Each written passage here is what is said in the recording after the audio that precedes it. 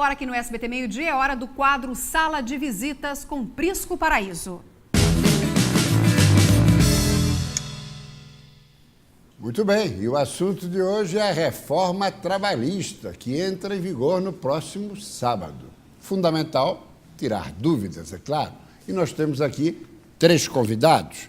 Começo aqui pela minha direita, a juíza do trabalho Andréa Boom, que também preside a Associação dos Magistrados Trabalhistas de Santa Catarina e conselheira no Plano Nacional.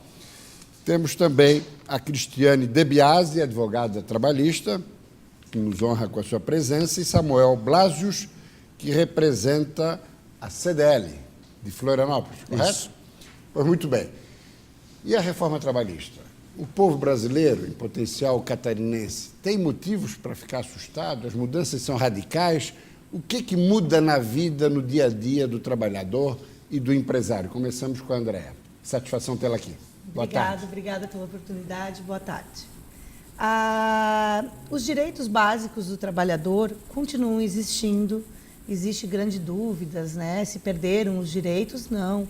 Carteira assinada, 13º, férias, repouso semanal remunerado, FGTS, tudo continua como era antes, né?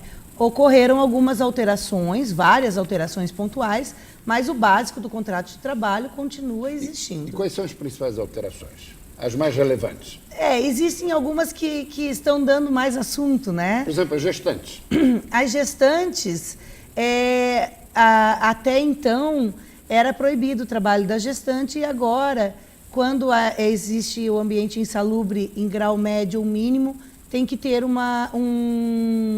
um atestado médico, do médico de confiança da gestante, para que ela seja afastada do ambiente. Trabalho intermitente. O trabalho intermitente é uma nova figura no direito do trabalho. Ele vai acontecer para serviços específicos. Vai haver anotação de carteira de trabalho, é exigência que ele seja escrito e o trabalhador vai ser convocado pelo empregador para trabalhar algumas horas ou dias e receber pelo serviço. Cristiane, demissão por acordo e banco de horas. Essa figura foi criada para regulamentar o que na prática já acontecia, que era o famoso acordo que o patrão e o empregado fechavam, onde o empregado devolvia a multa fundiária que era paga a ele.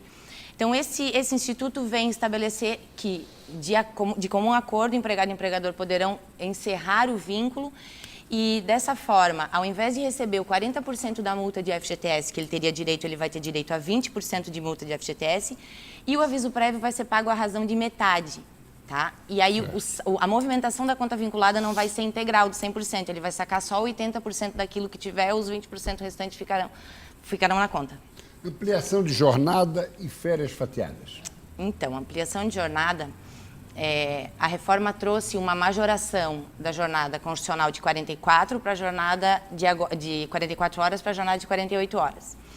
A gente vai ter um enfrentamento absurdo com relação a isso, porque a CLT alterou a jornada constitucional e, enfim, a gente não sabe como é que isso vai ser ainda. Mas o legislador, na reforma, ampliou a jornada diária também, ou seja, hoje o trabalhador poderia fazer no máximo 8 horas em regime normal, aí poderia fazer 2 horas extras e 2 ainda em situação de calamidade. Hoje, a partir do dia 11, no caso, a jornada de trabalho normal do empregado será de 10 horas. Tá? Perfeito. E as férias? Fracionamento de férias, um instituto que acho bem interessante. Antigamente, na legislação atual, a gente poderia fracionar em 2. A gente vai poder fracionar em 3. 3, né? Cada período, um deles não pode ser inferior a 14 dias e os demais de no mínimo 5. Cai a questão de que o menor de 18 anos e o maior de 50 teriam que gozar das férias em período integral, então para eles também vai poder ser fracionado, que não poderia nessa... Okay. O Samuel também é advogado trabalhista, mas está aqui hoje na condição de representante da CDL. Como é que o empresariado vê, identifica, enxerga e se posiciona em relação às mudanças? Algumas mudanças elas vieram por bem econômico da empresa em si.